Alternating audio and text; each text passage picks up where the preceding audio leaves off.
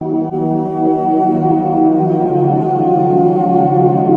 کیا تمہیں موسیٰ کے حال کی خبر ملی ہے؟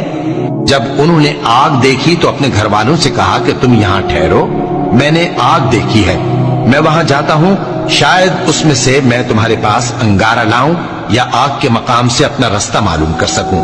پھر جب وہ وہاں پہنچے تو آواز آئی کہ اے موسیٰ، میں تو تمہارا پروردگار ہوں، تو اپنے جوتے اتار دو، تم یہاں پاک میدان یعنی طویٰ میں ہو، اور میں نے تم کو منتخب کر لیا ہے، تو جو حکم دیا جائے اسے سنو۔ بے شک میں ہی اللہ ہوں، میرے سوا کوئی معبود نہیں، تو میری عبادت کیا کرو اور میری یاد کے لیے نماز پڑھا کرو۔ قیامت یقیناً آنے والی ہے، میں چاہتا ہوں کہ اس کے وقت کو پوشیدہ رکھوں تاکہ ہر شخص جو کوشش کرے اس کا بدلہ پائے، تو جو شخص اس پر ایمان نہیں رکھتا اور اپنی خواہش کے پیچھے چلتا ہے کہیں تم کو اس کے یقین سے روک نہ دے، تو اس صورت میں تم ہلاک ہو جاؤ۔ اور اے موسیٰ، یہ تمہارے داہنے ہاتھ میں کیا ہے؟ انہوں نے کہا یہ میری لاٹھی ہے، اس پر میں ٹیک لگاتا ہوں اور اس سے اپنی بکریوں کے لیے پتے جھاڑتا ہوں، اور اس میں میرے اور بھی کئی فائدے ہیں۔ فرمایا کہ موسیٰ اسے زمین پر ڈال دو، تو انہوں نے اس کو ڈال دیا اور وہ یکا یک سانپ بن کر دوڑنے لگا۔ فرمایا کہ اسے پکڑ لو اور ڈرنا مت، ہم اس کو ابھی اس کی پہلی حالت پر لوٹا دیں گے، اور اپنا ہاتھ اپنی بغل میں دبا لو کہ وہ کسی عیب و بیماری کے بغیر سفید چمکتا دمکتا نکلے گا۔ یہ دوسری نشانی ہے تاکہ ہم تمہیں اپنے بڑے بڑے نشانات دکھائیں۔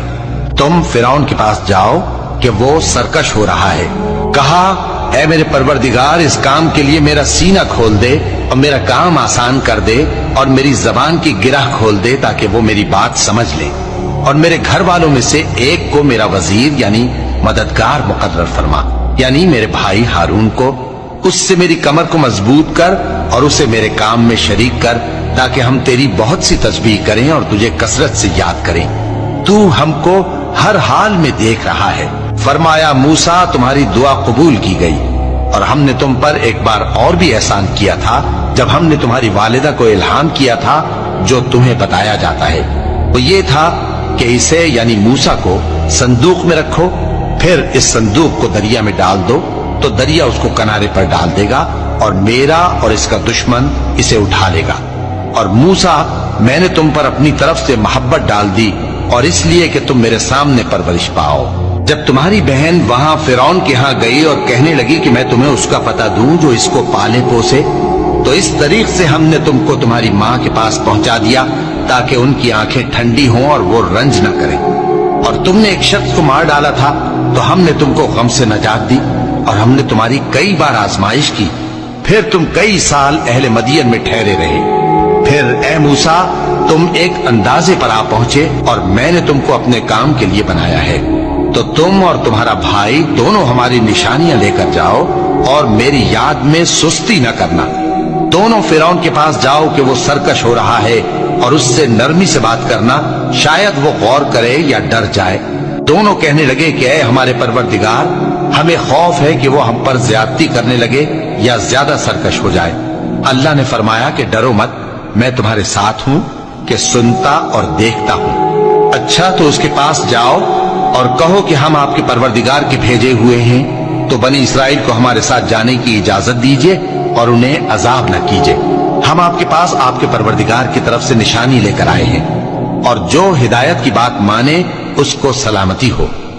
ہماری طرف یہ وحی آئی ہے کہ جو جھٹلائے اور منہ پھیرے اس کے لیے عذاب تیار ہے۔ غرض موسیٰ اور ہارون فرعون کے پاس گئے، اس نے کہا کہ موسیٰ، تمہارا پروردگار کون ہے؟ کہا کہ ہمارا پروردگار وہ ہے جس نے ہر چیز کو اس کی شکل و صورت بخشی، پھر راہ دکھائی۔ کہا تو پہلی قوموں کا کیا حال ہوا؟ فرمایا کہ ان کا علم میرے پروردگار کو ہے جو کتاب میں لکھا ہوا ہے۔